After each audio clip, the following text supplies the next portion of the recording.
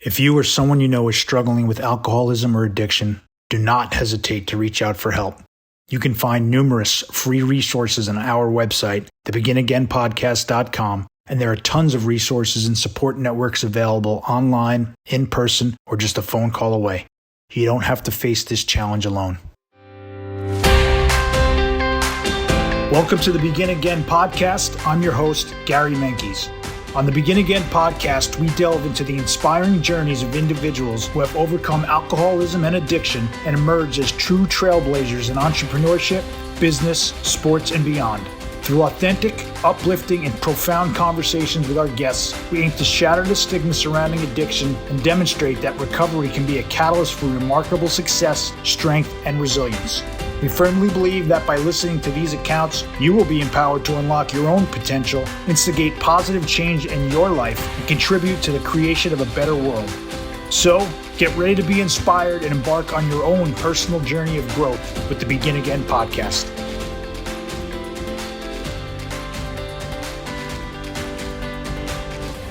Welcome back to the Begin Again podcast. I'm your host, Gary Menkes, and joining us today is a woman who has been on an incredible journey of self-discovery. She has been in the depths of alcoholism, but has come out on the other side using many tools and programs to break free and face her traumas. And today she lives a sober lifestyle in every way, super active in support groups, recovery meetups, sober coaching, and she has been on multiple podcasts sharing her story. Dana White-Guerrie. Dana, did I pronounce it? I pronounced it wrong, right?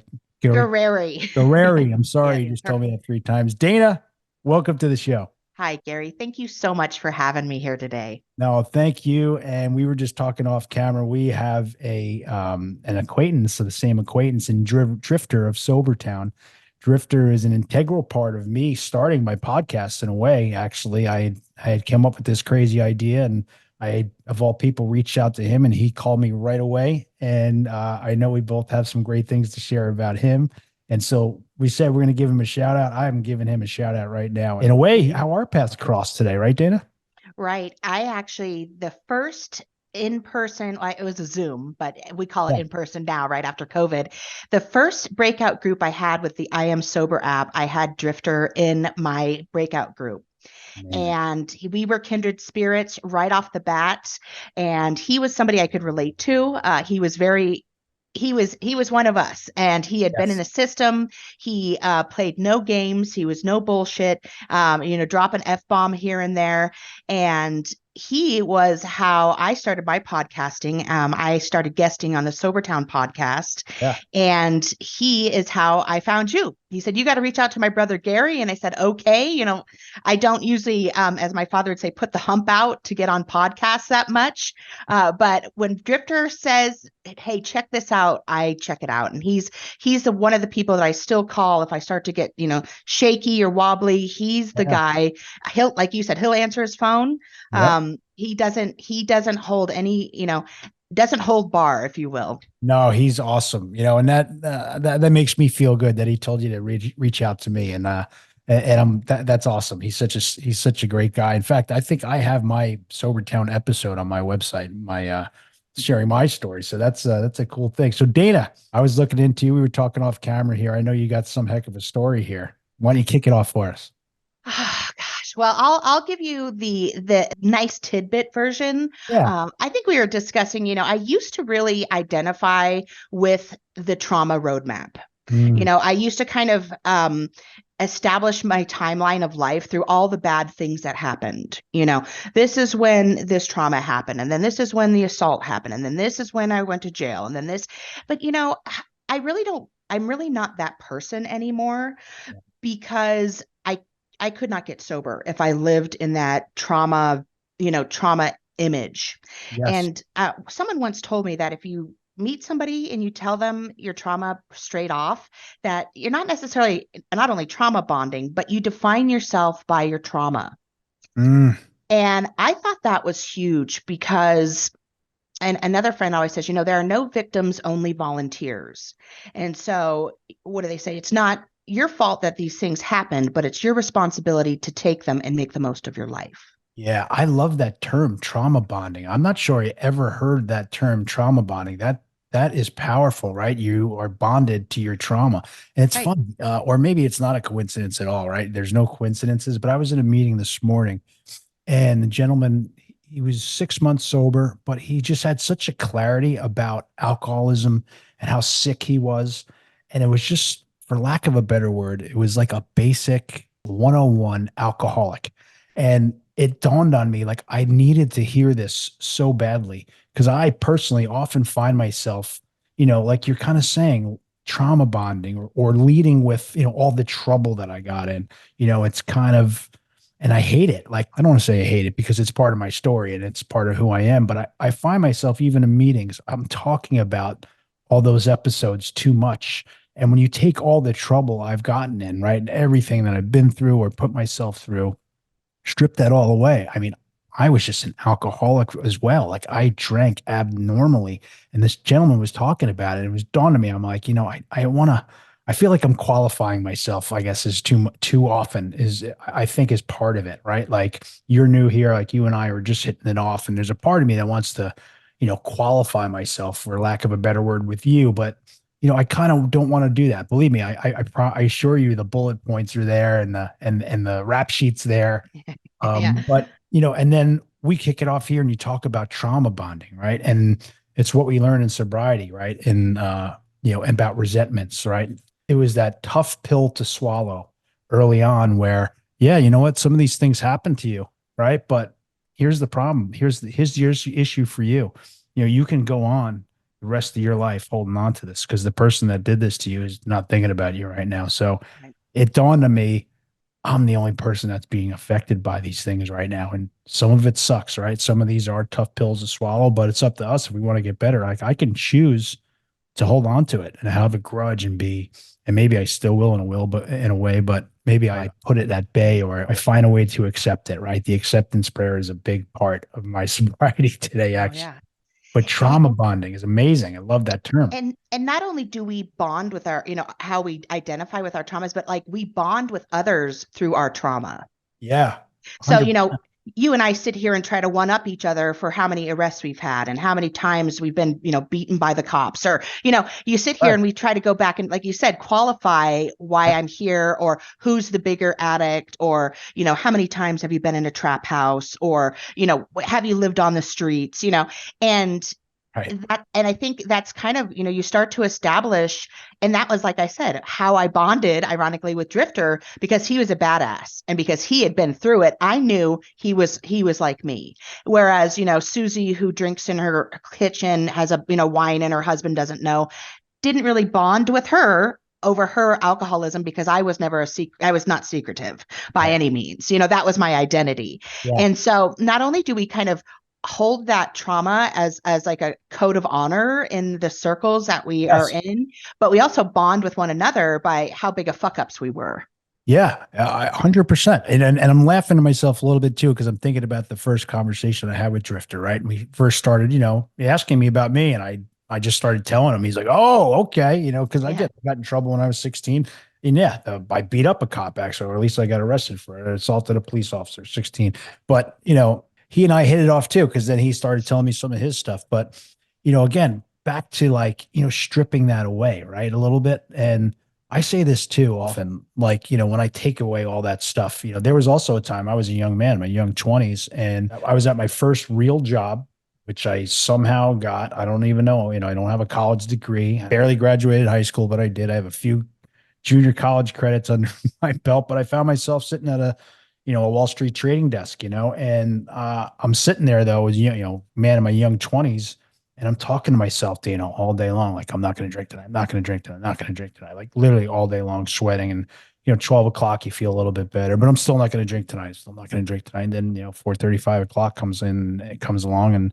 I'm off, and I go out, and I'm the last person to come home again. And so it's it's those things too, but you're right. The trauma bonding our identity is my identity was for sure was a party or a raging alcoholic, like Oh yeah. scary dude or happy dude, and then drop of a dime and be very scary dude, but I don't know, just kind of, I feel like this is the topic of the day in a way, and then you come out and you say this word trauma bonding. And, I know you've been through, I've heard some of your episodes, so I know you've been through it as well, and you sit here with a smile, but you live a different life today.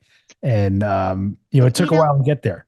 It's funny too. Not funny. I mean, right. That's a trauma. That's a trauma response. It's Well, you funny. and I, like, it's funny to us because Yeah. we've been there, we're in it, but no, it's Right. not funny.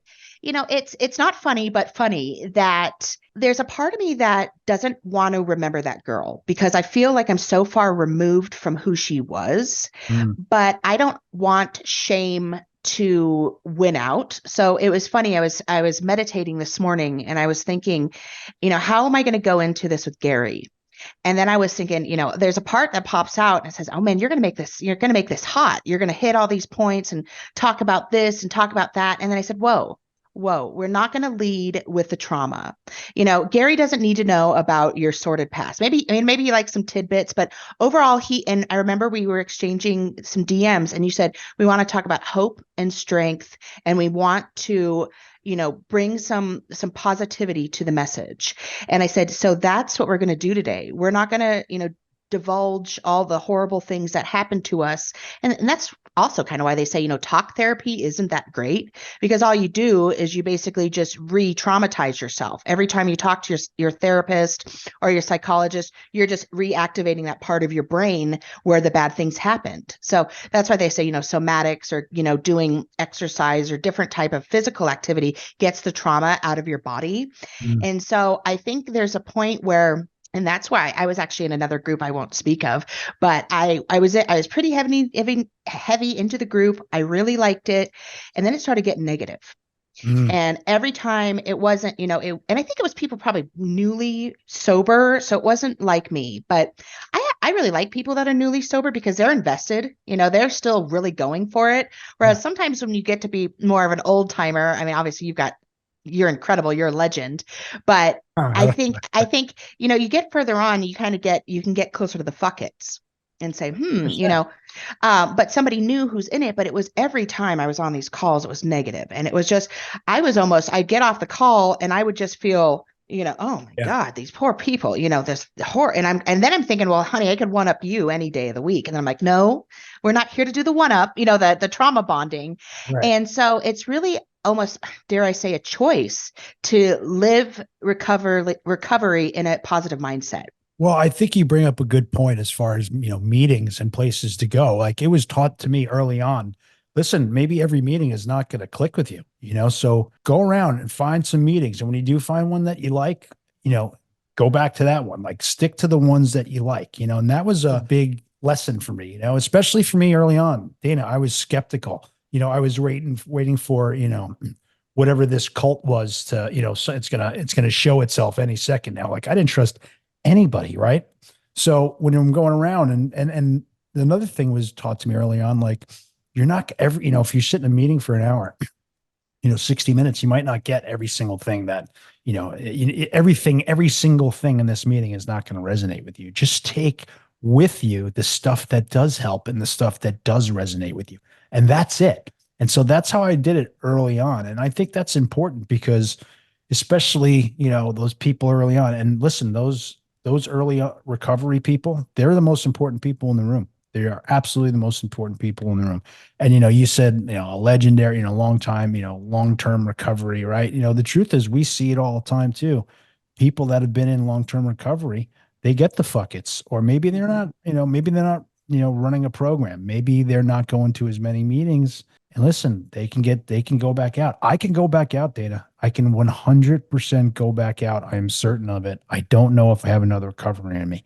And so I talk about fear a lot, right? And that for me is kind of a healthy fear. And listen, I have been around and I am a different person than I was 18 years ago. There's no question about it. I completely involved. My life's a complete 180 from where it was 18 years ago, but I also need to remember where I was 18 years ago. It's like, remember where you came from type of line. And, that's for me. And I practice it, but kind of how we talked in the DMs about talking about, the experience and the strength and the hope part of it. Like, it's forward. It's all forward. I can't live in the past, the past has happened, but I can't live there. I want to live in the moment, live in the present. And sometimes that's hard to do. We're human beings, but that's how I try to live today. But it's important. Like you need to, if you're trying to find meetings and you're not getting what you're getting, don't get resentful for it. Just move on to another one. I Right. promise you'll find one that you like. Yeah, and I've been working a lot with Lauren Fay coaching, Mhm. and she is where what I need right now. She's very spiritual, very upbeat, very positive. She's 6 years sober. I'm doing a Go Love Yourself container with her.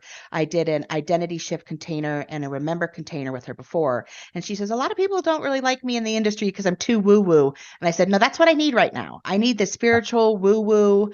I don't need any tough love. I have a Catholic mother, and my folks are from Massachusetts, so I've got enough tough love in my family. He's an army guy, so I'm kind of needing that soft, cuddly, nurturing aspect to recovery now. I love the woo woo stuff. Okay. Yeah. Like I look into that stuff. I love it because I think a lot of it, maybe it has a label of woo woo, but you look into it and there's a lot of that's not woo woo. It's hard to explain, right? It's hard to put a finger on it, but I'm into that stuff. And so, if anyone asks me how I got sober, everyone knows I got sober in AA. AA saved my life, but I'm in the camp. I don't care how you get here. Like Yep. there's a lot of ways to get here. And if somebody asks me, I'm going to tell them how I got sober, but I'm not some kind of thumper and it's this way, or you can't get sober because that's not the truth at all. Right. Do you still get cravings? No, they say the obsession to drink will be lifted, right? And I remember early on saying, call him BS on that. Like, because I was like, yeah, right, sure. The obsession, not this guy, you didn't diagnose this brain because, it's all I think about, and I'm a sick dude. And it dawned on me, even a couple of years into sobriety, I said, holy cow, like I actually think that promise of the obsession to drink has been lifted from this body. And no, I thank God, and I'm sort of tentative to answer this just because I'm a little fearful, but if I'm being honest, the answer is no, I do not have any cravings whatsoever. I also don't put myself in a lot of situations. Like listen, I love to go to concerts and stuff. You look at my wall, like Yeah. Fish is I've been to, I don't know, 50 or 60 Fish concerts, See, right? that's where we have our 7 degrees of separation, the jam scene. I'm telling you, Yeah. yeah, maybe Red Rocks or something. I'm in Colorado, so Oh there you man, go. I'd Yeah. love to get there. No, I have never been to Red Rocks yet. I've probably listened to Red Rocks shows, tons of times, but no, that's my favorite music is jam, improv, jam Hmm. scene. So like I went to the Garden a few times this past year, and what's going on the floor of the Fish show, like, and so my antenna's up a little more, Okay. but I really, and even I'm glad you asked me this because I haven't been in a really actually the last time that I've been in a really squirrely situation was the first time that I went to a show again, which was it's probably 10 years ago now. And I remember just leading all day long, leading up to that concert, saying, maybe I can smoke some weed tonight. Maybe it'll be Mm, okay. Like, I haven't drank in 10 years or 8 years or whatever it is. Maybe I can smoke weed and I got through that night. And okay. that was a little weird, but it's all evolved. Like I said, like I don't go on tour with them anymore. Yeah. I Yeah. think that would be a good idea. What's the saying? If you're going to go to a barber shop, good chances you're going to get a haircut at one point, Right. right? So, but no, Dana, I don't have cravings. I still once in a while will have a drunk dream. I Oh, haven't yeah. had one in a whole long time, but right, those really Every night. vivid drunk dreams. I swear I'm having an out of body, and not to go totally woo woo, but every night I have a party dream. Every night. It Every never night. fails. Yes. I mean, and sometimes it's ragers.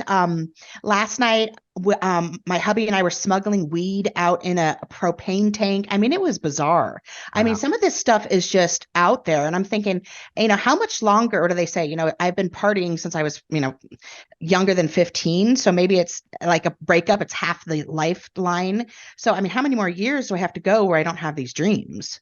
I remember early on too, and then It was years, Dana, years. I haven't had one in a while, but they're so vivid. I remember waking up with that feeling of I let everybody down and I fell off and oh my God, I can't believe I did. It's so real, right? Those dreams Yes. are so real. Like, and I'm partying in these dreams too. Like Yeah. I'm getting after it with all sorts of Yeah. things, right? Yeah. Yeah. And you wake up with that. It's amazing how the guilt is so powerful and it's so real. And you slowly wake up with like literally, I'm waking up like, wait a minute, I didn't do it. I didn't do Yep. that. And then this relief, Yep. like this powering relief that, oh my God, I didn't do that. And I'm still here. I'm still sober, right? I Yep. I don't have to start from day one, because like I said, I don't know if I have another recovery in me. I definitely don't. And I think that's and my hubby's favorite band is Humphrey McGee. So Yeah, there you go. so again, the scene there. So the last time we were at Humphrey's, I was not drinking, but I was still smoking. Mhm. And it was, and I hate to admit it, this is a shame part, but it was marijuana and porn that got me sober. Okay, that talk about cross addictions, right? And I kept thinking, same thing. Like maybe I'll go back to smoking, or I wasn't even smoking. I was dabbing when I finished up. And I mean, that's dabbing is so beyond smoking. But I know that if I drink again, I definitely want to get, or what would probably happen, Gary, is I'd get high. Mhm. I've got $100 credit at the dispensary down the street, right? So I go and use my credit and I'd either get an edible or maybe, I don't know if I could dab again because that would probably just send me right over if I tried to dab right off. Then I'd drink and then I'd want to get some Coke and it would probably have fentanyl in it. I mean, that's Um, it. That's playing the tape, right? yeah, I right. mean, And I was going to ask you, do you play the tape forward or do you play the tape backwards and remember that last hangover or the I last haven't time because I do both. I haven't thought back. Like I haven't listen, I'm in a group text with all my original boys too. So there's a lot of times some old crazy stories will come up, like a lot. Yeah. And I'm kind of at the forefront of most of them. Yeah. So some of those, yeah, there's some of them they're hilarious and they're off the wall and they're fun. Okay. But no, but I am a sick guy still, right? So my kind of when I do think of this stuff, it's sort of like an alternate universe type of thing, like wow, like yeah, if I could step into this universe for a weekend and I had no repercussions and Mhm. no one was going to be upset with me and everyone was still going to love me and my family was going to be here and I'd have no guilt and everything would be perfect and everyone say, yeah, go have fun. I'll see you in a few days. Like I would probably explore that. I would because I'm a sick dude. But when I play the tape, then first of all, that's totally not reality. That's what a sick alcoholic party man like that's what they daydream of, right? So I Right. don't do that often, but no, I'm a human being. And for me, that's what it is. It's this alternate universe, alternate reality. Yeah, when I play it, I say this all the time. Like if I had a drink right now, maybe I'd be okay today. Maybe I wouldn't. Right. Right. Maybe I'd be okay tomorrow. Maybe I wouldn't. Right. But sooner or later, and I know it'll be a lot sooner than I think, I will be exactly, and I mean exactly where I was 18 years ago. And let me tell you, that was an ugly, gross place. And so, and now, I'm blessed, Dana. I have my wife, she's been through it with me. She was my girlfriend through all that, right? And she stuck with me. And Same. now we have two, say that's awesome. Yep. Now we have Yep. two children, and my daughter's 10, my son's 9. They've never seen their dad drunk, right? So that's that's a gift. That's one of those promises on the wall of the program, right? The obsession to alcohol has been lifted as one of them. Another one is, wow, you know what? If these children never saw their dad drunk, wow, that's a win. Maybe if there's nothing else I accomplish in this life, Dana, but that's it. Like, I think that's a win because, I say this a lot, try not to repeat myself, but, forget about me being out and active. Like, if I had alcohol in my veins, like my complete energy and aura would be different and they would see it. And it would be very quickly before I scared everyone in this house really bad. And, Yep. we talk about trauma all the time, right? Childhood trauma. I don't want to put, growing up these days is hard enough. I don't want to be the dad to put my children through, give them childhood trauma. Yeah, I've got a 10-year-old daughter, ironically enough. Well, And she, since I'm only 3 years in, she's seen it. And yeah, she, I mean, I've dropped out at concerts in front of her. I've had security, escort me, and she went pretty dark right around COVID. And that was she wanted to get therapy. And she said, I don't like the mean mommy. yeah, I'm thinking I was great. I was clowny, I was, Mrs. Good Time gal, yeah. and I wasn't, and I've got a son now, ironically enough, that came out of sobriety. I'm 47, so now I've got a 15-month-old, and I So, I had two losses in between them, and I never thought it could happen again. But then I got sober, quit smoking weed, and here we are. So my goal in life, knock on wood, is that he will never see me as someone who uses. yes, But she knows the sound of the torch.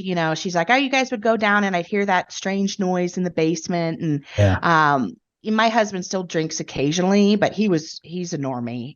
He was never like me.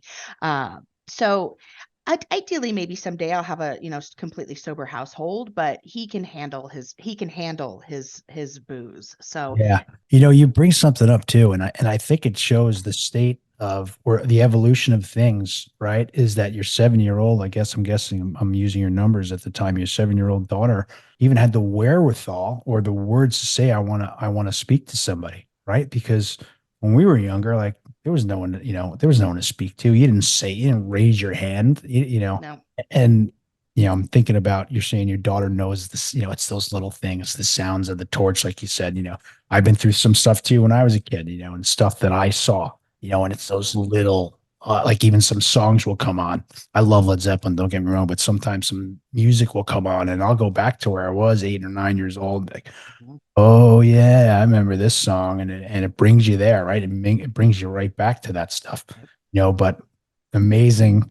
And listen, it wasn't lost upon me either that, you lost two, right? And you gave up some things. You found sobriety, and then sounds like maybe your higher power gave you that boy. I think so. And my hubby always says, we were not able to care for a baby at that time. Mm, And my daughter, she always says, remember that time we went downstairs and we were raging the music and we were dancing? And that's one of my fondest memories. Well, I didn't want to go to sleep. I wanted to keep partying. So she was probably 3 at the time. yeah, And we had the music blasting. My husband was passed out, and she remembers that as one of her greatest memories. And like you said, it's just cringeworthy for me to be like, I had this 3-year-old up raging with me, in the basement. And we still say today, like, she knows too much. yeah. And I knew too much when I was a kid, and they send back in the day, remember they'd send you like the little form in health class, and Mhm. it'd be like, does a parent drink once a week? Do you ever get scared at home? And I remember lying on that form because I didn't want them to code me, but I still got coded. You did. Knowing, yeah, and I got pulled out. It was in middle school. I got pulled out to be in a children of alcoholic parents. And I was like, I'm going to be in trouble. Luckily, they never told my dad. But I remember one of the girls in there had a really, really sordid past. And I was thinking, like, my life's not like her. Why am I even in this group? Right. And the fact that I lied on the form and I still got in the group. Like, what if I would have said that what really was going on? Right. No, I didn't have that form. I don't remember that form, but what I remember is, when I was, I don't know, the 80s, right? It was the 80s, and it was say no to drugs and all this stuff. And that was the big thing. And when it started really talking about it in school, I broke down. I remember I came home, and it was the one time I really broke down. It was actually kind of in a way, a turning point, because I came home and I was like, I think I started crying. My mom was like, "What's the matter?" And I'm like, "This is what we're talking about." And she's like, "Well, you got to talk to your father." And so I talked to him that he came to pick me up that night from whatever sport I was playing, and I asked him about it, and he just lied right through his teeth. And like I think everything just shifted for me, like literally at that moment, like okay, he's not telling me the truth, like not trusting anyone, like. And here's the big thing, and I've been saying, this is one thing I've known my whole life, and I say this to to my wife all the time, like they know way more than we think they do, and I'm only saying this from experience. Okay. Like I knew everything that was going on in my house when I was a kid. And I had a younger sister too. And so I had this sort of like protection, I didn't care what I saw, right? But if my sister's not going to see any of this. If she does, there's going to be, there's going to be hell to pay, said that 10-year-old little boy, into himself. But, that's how it was. So like you bring up a great point. Like kids know way more than you think they do out there, parents. So, Yep. literally be cognizant of that. I'm thankful in a way, right? Because I am so certain of this, like I said, from experiences, but everyone be aware of that for sure, right? Because if you Yeah. think they don't know, or you think you're sneaking, they know everything and they can pick up everything, and they pick up on our energies, and they pick up on how we handle ourselves. They pick up on everything. Yep. And well, we even, this is how talk about like schmarmy. We used to call it treatments. So we'd be like, we got to go take our treatments, right? Because, back in the day, you had a med card before it got recreational. So the doctor gave us these cards. And so we'd go have to take a treatment. So now we'll be driving and we're in Colorado. So you'll smell like a grow or, Yeah. a dispensary, and she'll go, oh, treatments. And I said to her the other day, I said, is that what we smell like? She's like, way worse. Oh, really? Yeah, and I said, wow, and I'm thinking, we used to take, tumblers of cocktails to like her conferences and stuff, and I'm thinking they didn't smell it. Like, how absurd are Yeah. we when we're in the throes of Oh, addiction? when we're in it, right? No, that's the point. When we're in it, like, we will justify, or we will, talk ourselves into anything, and we'll tell ourselves, we're good. No one knows anything. When, Yeah. Oh, everyone yeah. probably knows. I was the last person to realize, that I was a raging alcoholic, and by far, and even though it was clear as day to everyone around me, but I was like I said, I'm a slow learner. I'm a thick head. I'm a little stubborn in ways. Takes me a while. And I think for me, I knew it, but like that was like my pride, right? I was the badass. I was the party girl. Like I Yeah. can throw down, I'm like Snoop's white sister, Right. Yeah. and I don't know. I wore it as a badge of honor almost, which So did I. I get that. I and get. it's embarrassing. So I was probably like the last person anybody ever thought would go clean. Yeah.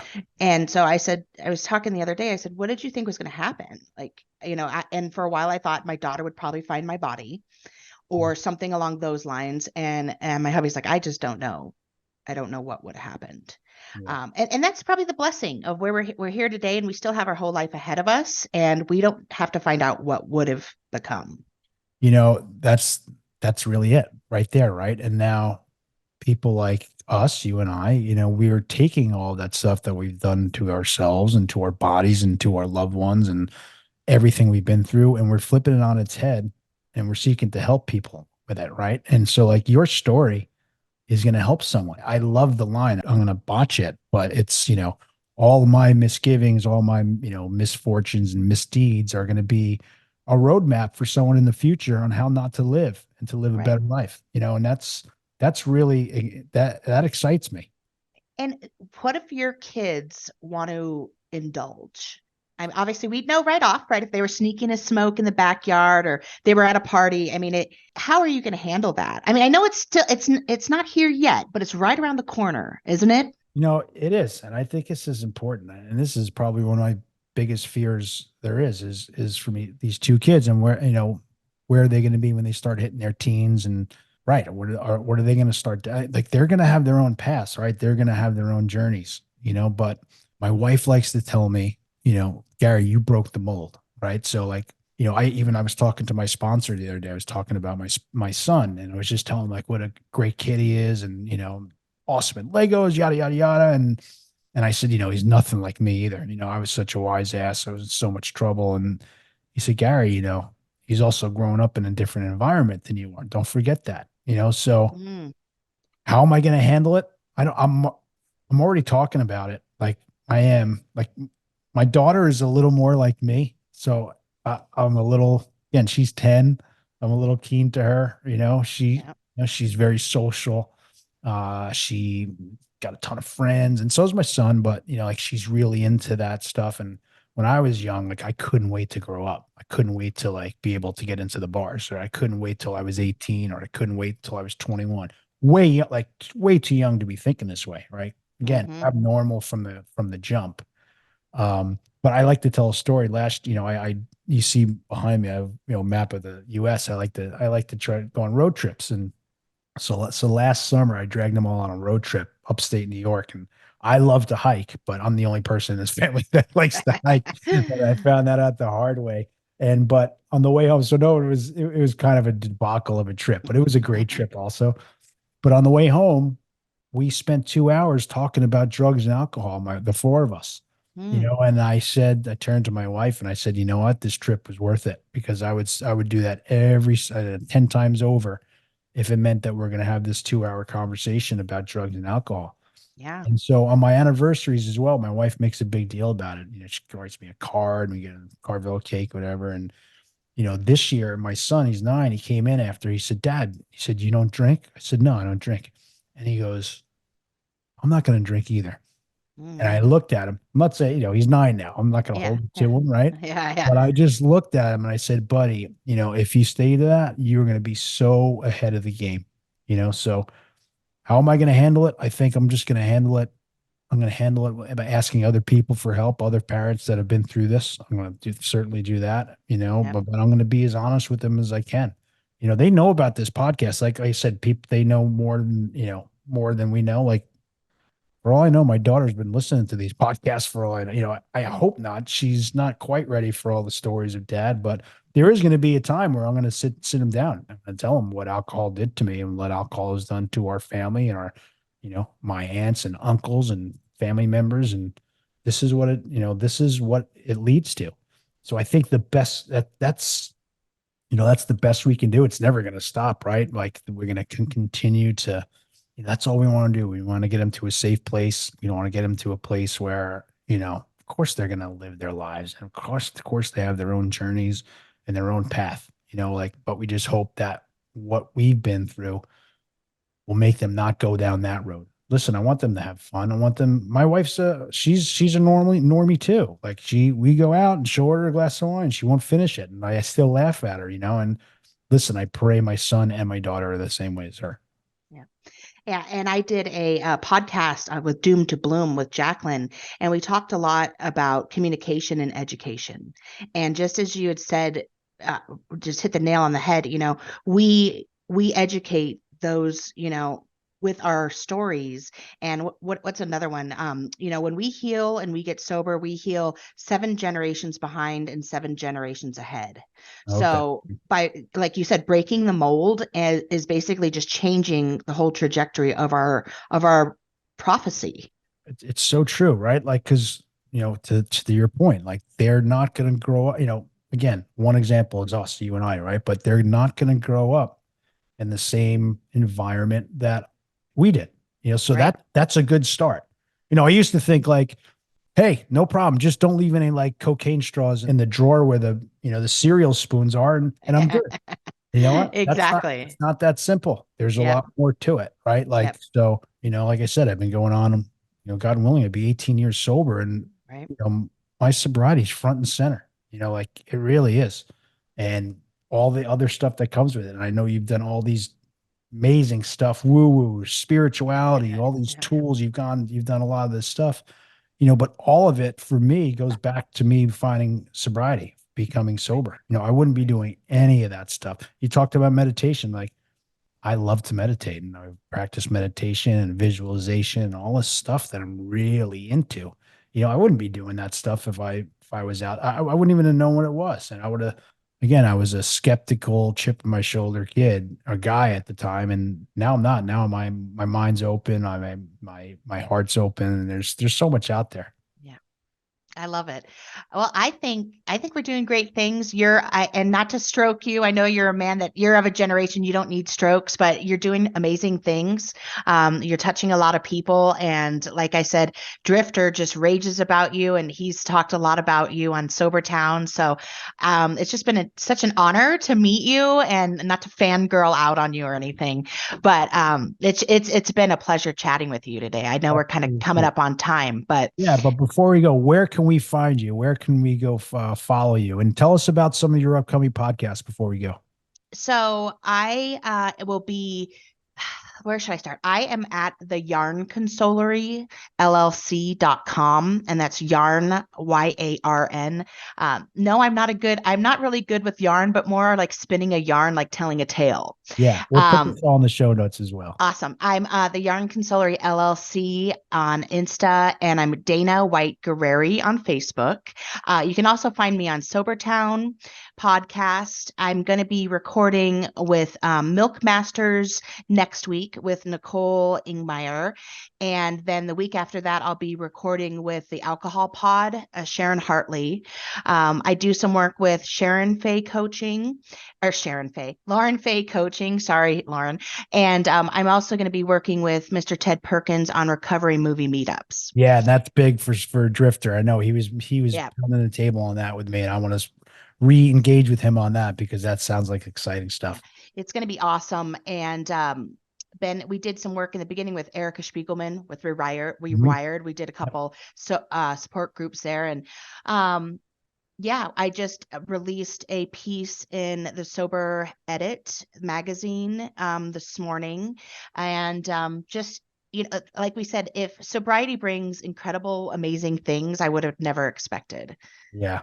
You know what it brings? It brings incredible people. I was talking last night with someone on a show we did last night, and it's a community where people are really just genuinely trying to help each other. They're not out for themselves. They are just trying to help the next drunk or the next addict. And I keep, again, I don't like to repeat myself, but I've met so many amazing people since I started this. I'm not even a year into this, but it's been beautiful. It's so fun in that sense. And, I made so many friends and close relationships in such a short period of time. And you and I are going to stay in contact for sure. And I really appreciate you coming on today. Awesome. It's been amazing. Again, appreciate you so much.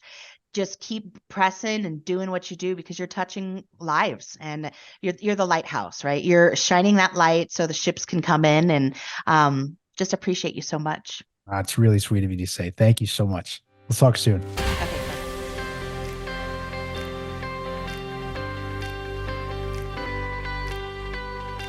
Thank you for tuning in to another powerful episode of the Begin Again podcast. We sincerely appreciate your time and support. We hope that today's conversation has ignited a spark within you, affirming that recovery is not only attainable, but can also be a wellspring of strength and resilience. Our ultimate goal is to make a difference in someone's life every single day. By sharing these stories of redemption, we strive to empower you and inspire you to unlock your fullest potential, facilitate positive transformations, and contribute to creating a better future for yourself, for your loved ones, and the world at large. If you know someone who could benefit from listening to our show, please share it with them. And if you resonate with our mission and feel compelled to do so, we would greatly appreciate your support through a 5-star review, following us on Instagram, and subscribing to our YouTube channel, The Begin Again Podcast. The more positive reviews we receive and the wider our message spreads, the greater our collective ability to help others realize that change is possible in their own lives. Thank you once again for being a part of our community. May you be blessed on your own journey of personal growth and transformation.